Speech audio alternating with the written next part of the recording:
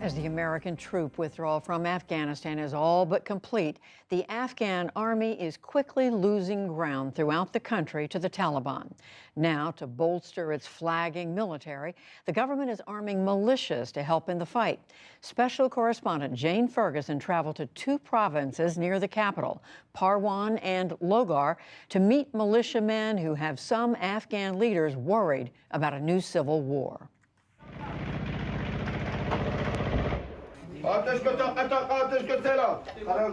On Afghanistan's front lines, militia commanders now direct battles alongside government forces. From this abandoned house in the Gorban Valley of Parwan province, local volunteer forces fight to hold off the Taliban. We are only a couple of hours' drive north of the capital, Kabul. Both the Afghan army and these men are trying to halt the group's advances in that direction. As soon as President Biden announced America's unconditional drawdown from Afghanistan in April, the Taliban began a massive offensive, taking territory across the country as the Afghan army buckled. With major cities in danger of falling, fighters like these were rallied to join the battle. We thought that it would be a long-term partnership under the United States leadership, and it would last until terrorism was rooted out, not only from Afghanistan, but the region. Unfortunately, the bad decision that Mr. Biden and his supporters made has led to a situation where thousands of Afghans are dying. This is all because of the failure of President Biden and the American politicians. Abdul Zahir Salangi says he hasn't slept in 4 days. A member of parliament, he is new to leading fighters. With the Americans gone, his men face combat of a bygone era, long before U.S. military might came and went. What's it like to fight without air support, without medevac, without helicopters? Right now, air support is not available to us, and that adds to the rising casualty rates. We cannot evacuate them quickly. They will die where they are injured. The Taliban test the defenses here constantly. On the roof, they show us how close Taliban positions are, just on the hill above us. These men have only been fighting a matter of weeks since the National Army came under so much pressure from the Taliban. But given the intensity of the fighting in this valley, it seems clear that the security forces in Afghanistan need all the help that they can get. There are government security forces all around the area. The militia hope to buoy collapsing morale amongst them. Anger at the White House's decision to leave runs deep, but so too does the will to fight. We feel left behind by the Americans. They didn't honor the agreement. They abandoned us in the middle of the road. But if the Taliban want to take over, they will have to kill every last person here. These men have come from a different area, but local villagers are also present. Just down the road, we came across this man, offering to help the police at a small outpost. If the Taliban came here, then they can come to my house too, he tells us. So we have to defend ourselves. As the Afghan military struggles to stop a sweeping Taliban advance across the countryside, one that threatens to overrun the Kabul government, the authorities are asking volunteers to join what they call popular uprisings, to stand and fight alongside the army.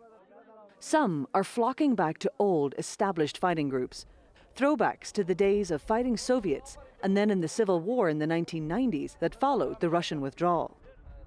Further north in the Panjshir Valley, we see young men, some clutching little more than antique hunting rifles, prepare to go join the war effort. Signing up just a few days ago, they are a collection of rural volunteers that America and the world never imagined the country would need after billions of dollars spent on the nation's armed forces. Do you feel as though America abandoned this country? America came here in their own self-interest, and they have left out of their own self-interest. We are happy they have left. We will defend our lands just like our forefathers and ancestors did, and will take up arms in self-defense. Today, their leader, Ahmed Massoud, is meeting with commanders and new recruits. He is swamped with well-wishers. Massoud is the son of famed Afghan commander Ahmed Shah Massoud, a leader of the ethnic Tajik fighters of northern Afghanistan, and close ally of the U.S., who worked with the CIA to fight the Soviets in the 1980s. He and his troops fought the Taliban during the group's rule. Massoud was assassinated 2 days before 9/11. It is believed by Al-Qaeda. Once again, this stunning, bucolic valley at the mouth of the Hindu Kush Mountains sits at the center of organized anti-Taliban resistance. Very nice to meet you all. Good to see you again. Thank you for having us. The NewsHour was granted rare access to the younger Masood. In an interview, he spoke candidly with us about the burden of history repeating itself here. You must think about your father a lot right now. Absolutely, yeah. This pressure that's on me at this time, I cannot even imagine how much of the pressure he was actually on. And it's just, for me, the sense of the pressure, responsibility, and uncertainty what's going to happen. It is something which is really, these days making me wish, wish he was alive. Masood is pushing the Afghan government to expand the use of militias alongside Afghan forces.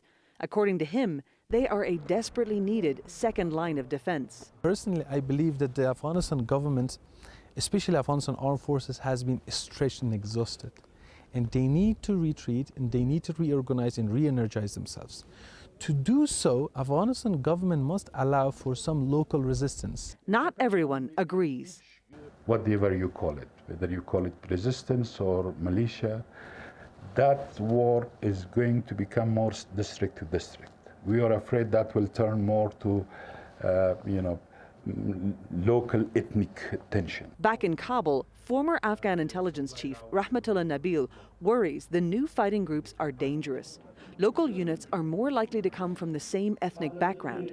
Ethnic division was a devastating driver of the Afghan civil war when those who had fought the Soviets then turned on one another. I raised my concern from day one that will be a temporary solution. To cover their temporary mistake, they committed very long strategic mistake. Everybody will try to keep their territory. Instead of defending the state, they will defend their own interest. And that easily, the complex situation which we have in Afghanistan, that easily can turn to become ethnic conflict. It is also unclear if the militias can make a real impact on the battlefield.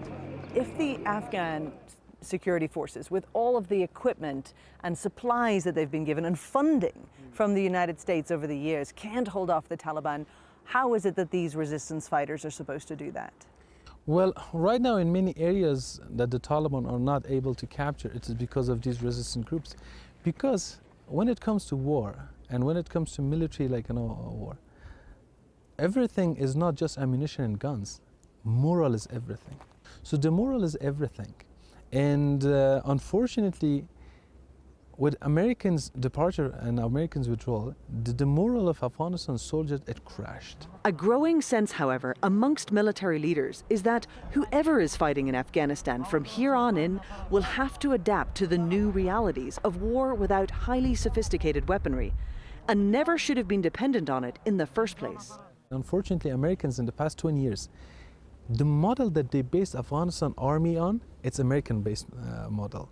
Like an army which is dependent always on technology and aerial support and air support, and also based, they always have contractors.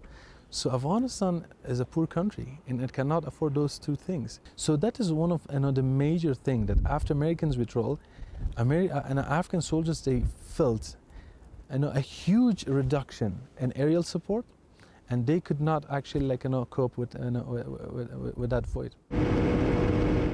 South of Kabul, a different province has been arming civilians for years. Like Parwan, Logar province also borders the capital. The Taliban have had a strong presence here for much of the war. As they push to take the country's remaining roads and isolate the cities, Logar's capital risks being cut off from Kabul. Just to get there, we had to travel in a military convoy because ambushes are so common. In Logar, irregular forces recruited from the local population already work alongside security forces. The governor insists they have been key to keeping the city and says he has oversight when handing out guns. There's too much pressure on me that everyone want weapon and say, okay, wait guys, we are going to give you weapon, but there are rules and regulation. We have to follow the rules and regulation. These local fighters are in their own village, but have been organized and paid for years to keep the Taliban at bay. Just over this berm and across the field next to us is Taliban territory. The villagers here say although they have managed to hold the Taliban off, other areas have fallen.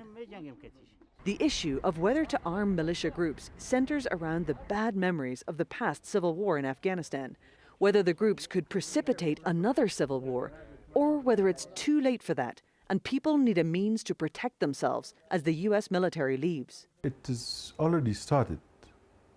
A civil war already started. We have been saying, in repeating that, don't leave Afghanistan without a peaceful resolution. If peace, however much against the odds, cannot be salvaged now, another generation of Afghanistan's young men will face marching off to yet more years of war. For the PBS NewsHour, I'm Jane Ferguson in Parwan Province, Afghanistan.